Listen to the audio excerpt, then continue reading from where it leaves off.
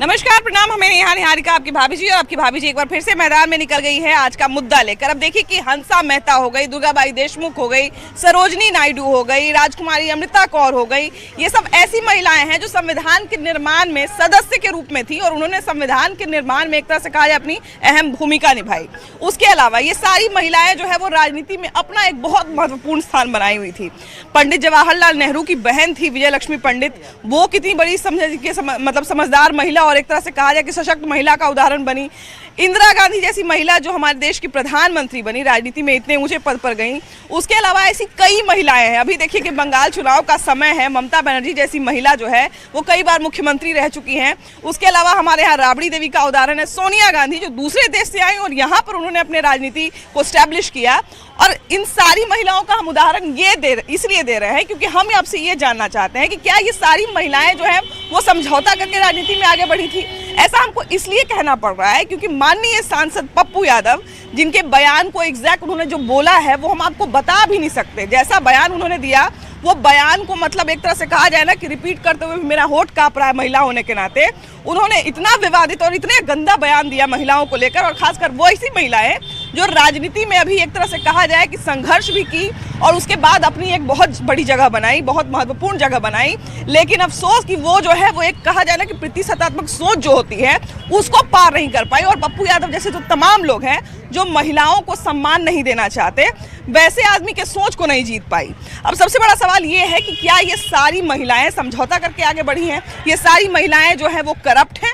हमको तो ये कहते हुए भी शर्म आ रहा है और ये सवाल पूछते हुए भी शर्म आ रहा है कि पप्पू यादव के दिमाग में ऐसी चीजें जो हैं, ऐसी बातें जो हैं महिलाओं को लेकर आती कहाँ से हैं? देखिए, पप्पू यादव जी का जब इतिहास जानिएगा तो उनकी प्रवृत्ति आपराधिक रही है और जहाँ तक हम लोग जानते हैं सैकड़ों आपराधिक मामले पप्पू यादव जी पे दर्ज हुए हैं। और उस मामलों में आगे क्या हुआ उसकी जानकारी हमें नहीं है, लेकिन जो अखबार टीवी के वगैरह जो सूचना आती है सैकड़ों की संख्या में आपराधिक मामले उन पे दर्ज हुए हैं। और कोई आम आदमी के बारे में बता नहीं सकता है कि जो अपराधी नहीं हो उस पर सैकड़ों की संख्या में आपराधिक मामले दर्ज हों।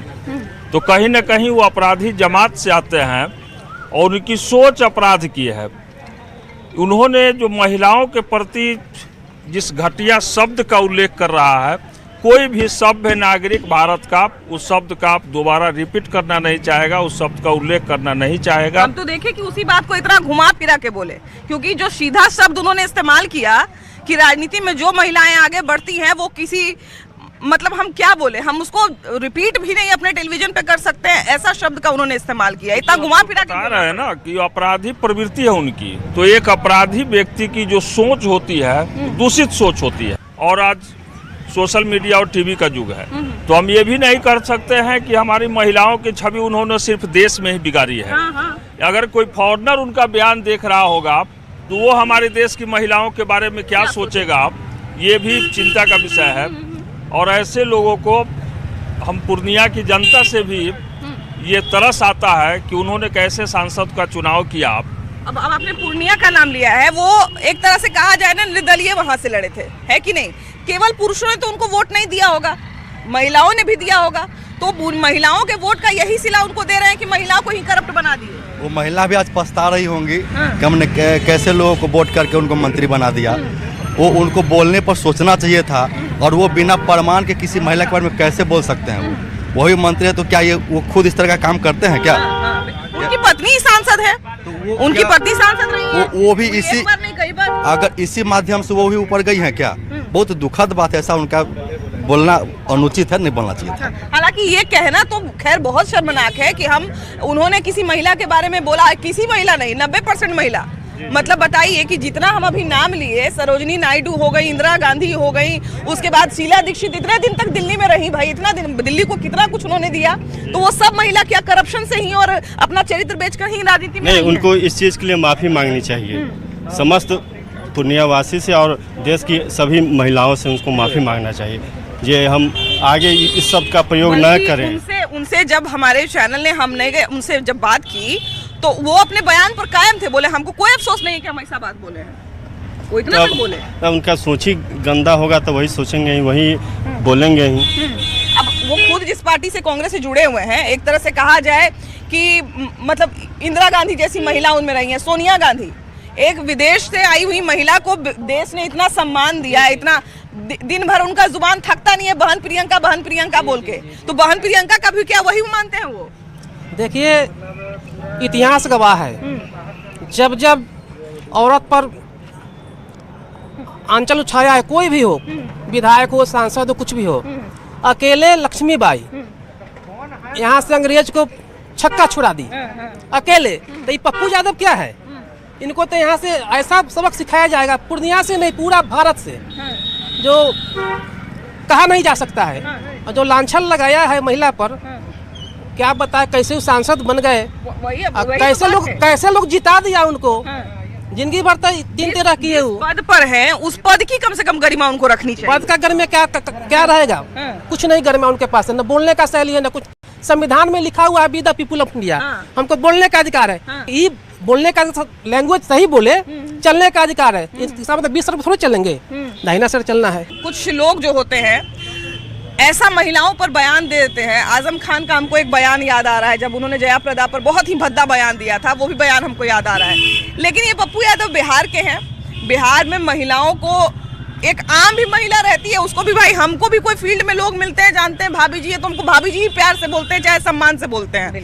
लेकिन फिर वो राजनीति में वैसी महिलाएं जो स्टैब्लिश हैं, जो अच्छा कर रही हैं, वैसी महिलाओं को वो क्यों उनका चरित्र नाप रहे हैं? वो इसका मतलब वो खुद ही गंदे सोच के, महागठबंधन के वो एक पद पे बैठे हुए हैं, सांसद एक रह चुके हैं, उनकी वाइफ भी एक राजनीतिक सभा में, इसका मतलब उनकी पत्नी भी उस लाइन से गुजर के वहाँ पहुँची है। नहीं, हम तो किसी बदले में किसी महिला पे टिकट टिप्पणी नहीं करेंगे। बिल्कुल, हम तो पूछेंगे, हम पूछना चाहते हैं पप्पू यादव जी से, क्या महागठबंधन में राबड़ी देवी जी मुख्यमंत्री पद पे रह चुकी हैं, सोनिया गांधी भी बनी राजनीतिक में है, ममता बनर्जी भी महागठबंधन में है, क्या कहता है तेजस्वी यादव जी की बहनें सब भी हैं, क्या वो लोग भी जो है क्या नेताओं के बेडरूम से होके वहाँ पहुँची हैं क्या? तब उनकी पत्नी भी बेडरूम तक होके गई होंगी, वही याद होता है। हम पूर्णिया की तमाम महिलाओं से कहते हैं पप्पू यादव को झाड़ू से मारो, उसके बाद जब तक वो माफी नहीं मांगेंगे तब तक हम प्रधानमंत्री जी से कहेंगे कि उन पे कानूनी कार्रवाई होना चाहिए महिला अंतर्गत। महिला आयोग ने जब इसका नाराजगी जताया कि आप महिलाओं के बारे में ऐसा कैसे बोल सकते हैं, तो उन्होंने महिला आयोग की महिला का फोटो दिखाना शुरू किया कि देखिए इसके साथ फोटो खिंचाइए, इसके साथ। तो किसी के साथ फोटो खिंचा लेने से क्या उसके साथ उसका संबंध हो जाता है? बिल्कुल नहीं, उनकी सोच में गंदगी है। वो खुद ही वैसे सोच के वैसे लोग हैं, इसलिए अलग दूसरे महिला, उनके भी पार्टी में तो महिलाएं हैं, तो हर अपनी पार्टी की हर एक महिला के बारे में वैसा सोच रखते हैं। इनकी मतलब कई महिला प्रवक्ता है, तो इसका मतलब वो उसी बेडरूम से, उन्हीं के बेडरूम से गुजर के उस पार्टी में है, तब ना ये बात बोल रहे हैं वो।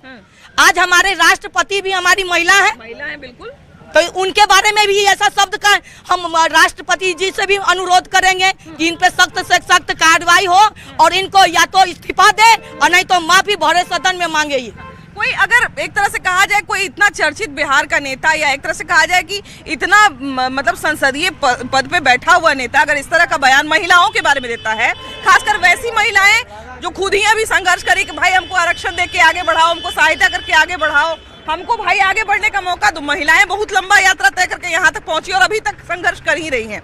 वैसी महिलाओं के बारे में क्या ऐसा बोलना किसी नेता को शोभा देता है? देखिए, पप्पू यादव के बारे में बता रहे हैं, वो शारीरिक रूप से तो अस्वस्थ हैं ही, वो मानसिक रूप से भी अस्वस्थ हो गए हैं। मैं पप्पू यादव जी से पूछना चाहता हूँ आपके माध्यम से, उनकी पत्नी रंजीता रंजन जी और पप्पू यादव जी बताएं कि 90% वाले में वो हैं या नहीं है।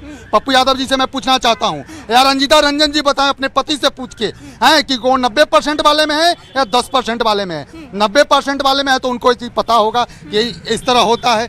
आज के डेट में ममता बनर्जी हो, मायावती हो, अपना क्या नाम है, सोनिया गांधी हो, मीसा भारती हो, चाहे बहुत डिम्पल यादव हो, जितने भी महिलाएं हैं, क्या ये सारे महिलाओं पे टिप्पणी किए हैं। तो पप्पू यादव जी के बारे में यही कहेंगे कि पप्पू यादव जी को हम सभी मिल के आए, हाजीपुर के धरती से मैं उनको लड़का रहा हूँ। वो शारीरिक रूप से अस्वस्थ थे, मानसिक रूप से भी वो अस्वस्थ हो गए हैं। वो हाजीपुर आए, उनको आगरा या रांची पागल खाने में ले जाकर फ्री ऑफ कॉस्ट इलाज कराने का काम हम लोग करेंगे। जितनी महिलाएं अभी राजनीति में हैं, वो सब अपना चरित्र खराब करके आगे बढ़ी हैं। उनकी पत्नी पहले खराब करके आई है, इसीलिए सभी लेडीज लोग को कहते हैं। खैर बोलना किसी आदमी के पति के बयान पर किसी महिला को बोलना तो अच्छा नहीं है कि नहीं? अच्छा नहीं, हाँ, अच्छा नहीं है, लेकिन फिर भी क्यों कहते हैं कि मैंने कि ऐसा कि नेता में आते हैं तो मैंने गलत करते हैं। कि कोई जरूरी है कि गलत ही करते हैं? हैं, भाई नहीं हो सकते हैं, चाचा नहीं हो सकते हैं, बाप नहीं हो सकते हैं, हर कोई गलत ही हो सकता है। बिल्कुल गलत बोलते हैं। अच्छा, अभी के समय में जहाँ पर एक तरह से कहा जाए कि महिलाओं की भागीदारी सब क्षेत्र में बढ़ रही है, महिला पुलिस मिल जाती है, महिला आपको अभी हम यहाँ कोर्ट में आते हैं तो महिला वकील कितनी सारी हमको बढ़िया मिलती है। उसके बाद महिलाओं के अधिकार के लिए लड़ने वाली तमाम महिलाएं हैं। राजनीति में भी कई सारी महिलाओं का उदाहरण है, लेकिन पप्पू यादव जो पूर्णिया के सांसद हैं, कहते हैं कि राजनीति में जितनी महिलाएं आगे बढ़ती है उसमें से 90% महिला अपना चरित्र खराब की हुई है। वो किसी न किसी के कमरे से होके आती है, नेता के कमरे से होके आती है।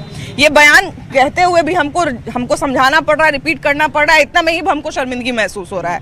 किसी नेता के मुंह से क्या ऐसा बयान सुनने में सही लगता है? पप्पू यादव पागल है, उसको किसी नारी के इज्जत करने का मान सम्मान नहीं जानता है। वो हर नारी गलत है, वही ठीक है। पप्पू यादव खुद गलत है। राजनीति अपना करने के अलग बलग समाज में बोल देना किसी का बात मीडिया में। आप किसी महिला को सम्मान के, महिला इस भारतवर्ष की 50% का हकदार है। आरजेडी की भी किसी महिला के ऊपर बोले रहते तब भी इतना ही बड़ी बात रहती कि वो किसी महिला के ऊपर, या किसी महिला तो छोड़ दीजिए, कोई एक महिला पे बोलते तो हम उनसे सबूत मांगते, लेकिन उन्होंने कहा कि 90% महिलाएं।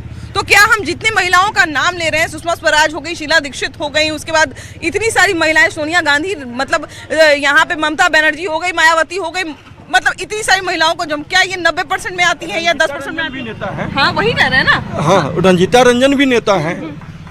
आप जितना नाम गिनाई है उसमें रंजीता रंजन भी एक नेता है। बिल्कुल।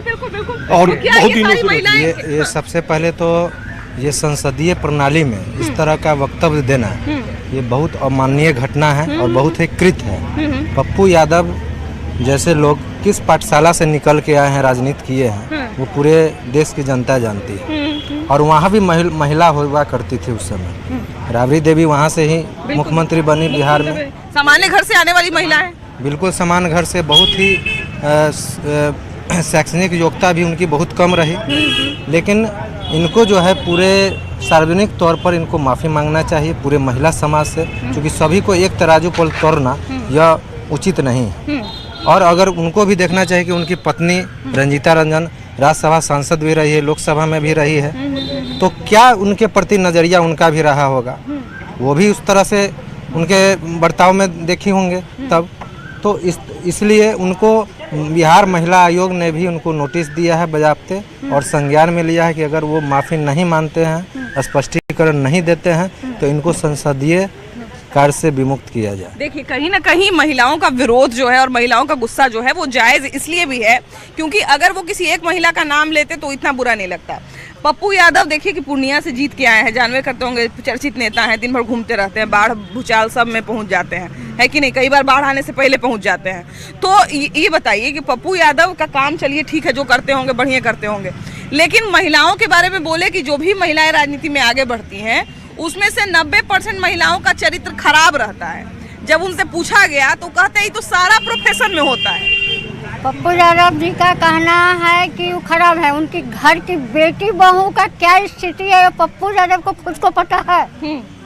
यदि खराब है तो उनका चलने का तौर तरीका अच्छा नहीं होगा तो खराब होगा। अगर महिलाओं के लिए अगर वो सोचते कि हमको महिला को विकास के लिए विकसित करना है, तो क्या कोई भी महिला जो निकल रही है घर से काम करने के लिए, वो खराब कौन करता है? तो मर्द करते हैं। नहीं, सबसे बड़ी बात है कि लेकिन मेरा कहना है कि 90% महिला जो खराब है, क्या उसके पीछे पीछे कैमरा लेके पप्पू यादव घूम रहे हैं?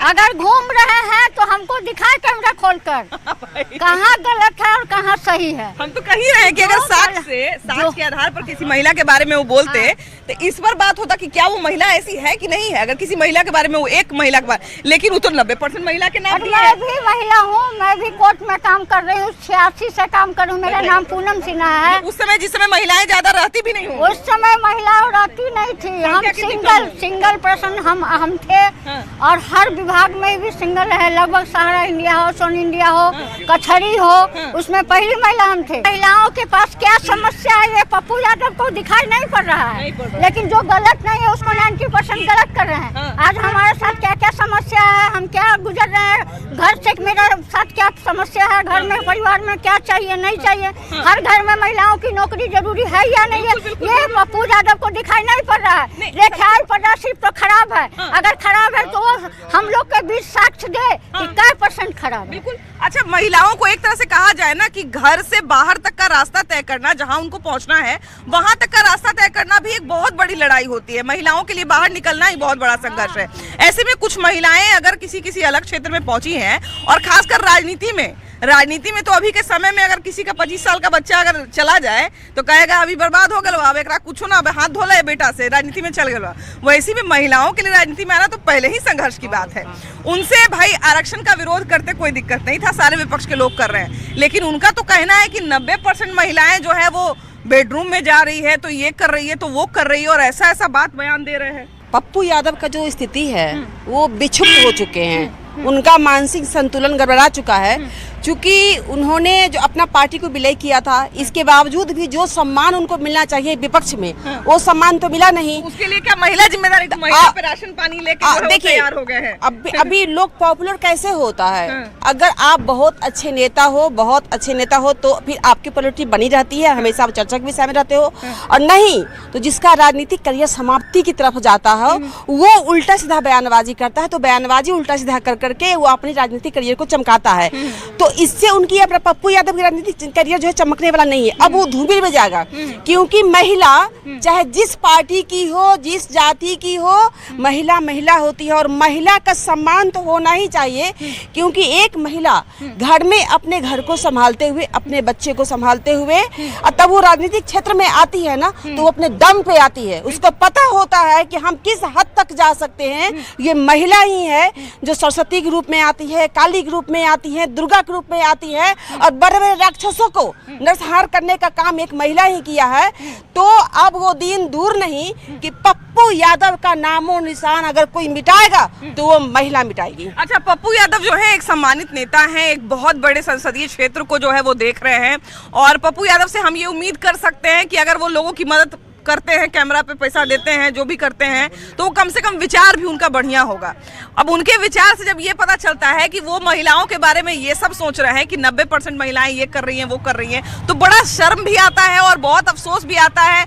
और फिर ये भी एक चीज समझ में आता है कि क्या वो सभी महिलाओं को उसी नजर से देखते होंगे। देखिए, आपने कहा सम्मानित नेता, सम्मानित हो चाहे न हो, नेता तो बड़े जरूर हैं, नंबर 1। नंबर 2, पप्पू यादव इस राजनीतिक व्यवस्था में लगभग 4 दशक से ज़्यादा समय से हैं, अभी वरिष्ठतम नेताओं की सूची में हैं। अगर उनको लगता है कि ऐसी बात है, मैं अगर उनकी ही बात को मान लूँ, तो इस बात को, इस समस्या को दूर करने के लिए उन्होंने क्या किया?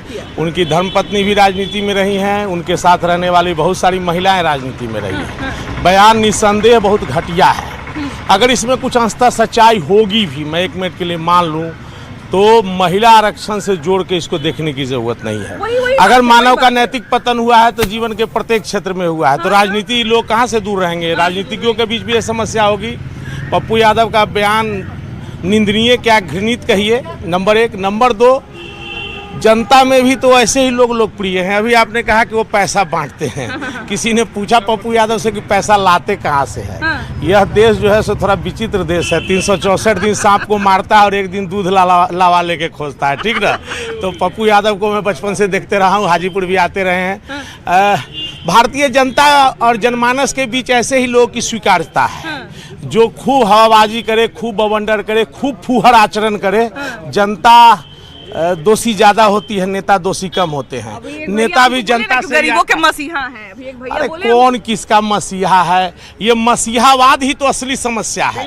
आपको क्यों किसी मसीहा की जरूरत पड़ती है? मैं गॉडशिप से हमेशा बचना चाहिए, किसी का अंधा सपोर्टर मत बनिए। मैं बिल्कुल वही कह रहा हूँ। अगर कोई 1 रुपया दान कर रहा है तो उसके स्रोत की भी जानकारी होनी चाहिए, कोई पैसा लाया कहाँ गया से है। गलत साधन से लाया गया पैसा अगर दान में भी खर्च होगा तो कहीं ना कहीं दान को भी भ्रष्ट करेगा। पप्पू यादव का पूरा चरित्र ही आपराधिक और भ्रष्ट रहा है। ये बात अलग है कि भारतीय राजनीति में चूंकि लोकतांत्रिक राजनीति अंतिम रूप से जीत और सत्ता के समीकरण से तय होती है, अजीत सरकार के हत्याकांड से लेकर कितने घृणित आरोप उन पर लगते रहे हैं, फिर भी भारतीय जनमानस में उनकी स्वीकार्यता है। लोग इस बयान को भी भूल जाएंगे। हाँ बिल्कुल सही बात है, लोग इस बयान को भी भूल जाएंगे। इस बात से हम कहीं से भी जो है वो एक तरह से कहा जाए ना कि नकारेंगे नहीं, क्योंकि ऐसा पहले भी बहुत सारा महिलाओं को लेकर बयान यूपी में भी हमको याद है कि जयललिता के बारे में कितना सारा आजम खान कितना सारा बयान दिए, ऊट पटांग, मतलब ऐसा रंग होगा वैसा रंग होगा इनके कपड़े का, ऐसा तक बयान दे दिए थे, बहुत गंदा गंदा। फिर महिलाओं को इतना सॉफ्ट टारगेट ये लोग क्यों समझते हैं कि अपना प्रचलन बढ़ाने के लिए, अपने आप को पॉपुलर करने के लिए महिला के चरित्र के पीछे पड़ जाते हैं। देश का कानून ये कहता है कि कोई महिला अगर अपने शरीर को भी बेच रही है, तब भी अगर वो रास्ते पर एक सामान्य महिला की तरह चल रही है तो आप उसके साथ छेड़खानी नहीं कर सकते। उसके लिए भी कानून है, उसको भी संविधान ने कानून है, जब बिल्कुल कानून है। जिस महिला के बारे में आप साक्ष्य नहीं दे सकते हैं, अगर वो किसी महिला के बारे में फलाना महिला बड़ा गलत है, फलाना महिला के बारे में हम जानते हैं, फलाना महिला का साक्ष्य देते, फलाना महिला के लोग पीछे पड़ता, उनके पीछे नहीं पड़ता, लेकिन वो तो 90% महिला को गलत बात है। तो अपनी पत्नी को मान सम्मान न दे, अपनी बेटी को मान सम्मान, अपने घर में मान सम्मान नहीं दो, बाहर की तो दूर की बात है। जब अपने ये बात है कि महिला गलत है, महिला ऐसे है, महिला वैसी कर रही है, महिला को ये नहीं पहनना है कि जींस टॉप पहन लेती है, क्या वो ऐसे ही चलती है, क्या उस कपड़ा में नहीं रहती है, क्या साड़ी पहनती वो नारी कहलाती? नहीं, कपड़ों से पहचान नहीं होती, खुद से पहचान बना जाता है। अगर बिहार की बात की जाए और अगर भारत की बात की जाए और अगर हमारे एक तरह से कहा जाए ना कि पेट्रियार्कल सोसाइटी की बात की जाए, तो महिलाओं पे कुछ भी टीका टिप्पणी करना बहुत आसान है। महिलाएं सॉफ्ट टारगेट होती हैं, कई बार महिलाएं जो है अपना दलील भी नहीं दे पाती कि हमने गलत किया है कि नहीं किया है। महिलाओं के चरित्र पर उंगली उठाना जो है बहुत आसान होता है।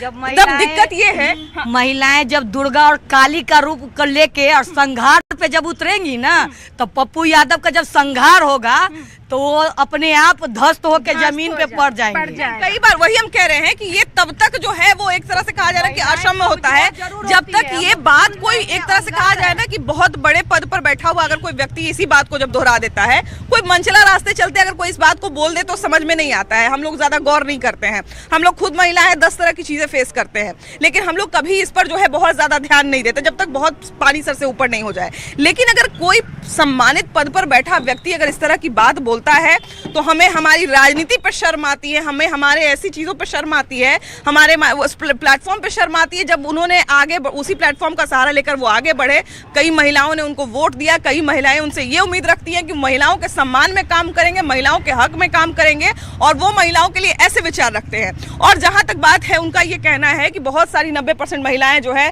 वो किसी के कमरे से होकर गुजरते हैं, तो वो उस भी व्यक्ति का नाम बताएं जिसके कमरे से होकर वो महिलाएं गुजरती हैं। और जब करप्ट महिलाएं हैं तो क्या वो व्यक्ति करप्ट नहीं है? उन्होंने पुरुषों के बारे में कुछ क्यों नहीं कहा, उन्होंने महिलाओं के बारे में ही क्यों कहा? हम पप्पू यादव से भी पूछना चाहते हैं कि अगर आपके अंदर हिम्मत है, अगर आपके अंदर एक नेता जीवित है, तो नाम बताइए उस महिला का और नाम बताइए उस व्यक्ति का जिसने ये सब किया है और जिसके बारे में आप जानकारी लेकर बैठे हैं। कुछ दिनों पहले वो संघर्ष कर रहे थे कि नीट छात्रा को हम न्याय दिलाएंगे। क्या आप न्याय दिलाएंगे जब आप खुद किसी महिला की इज्जत नहीं करते हैं? आपकी क्या राय है, जरूर बताइए। कैमरा पर्सन अजय दुबे के साथ आपकी भाभी जी, बाय बाय।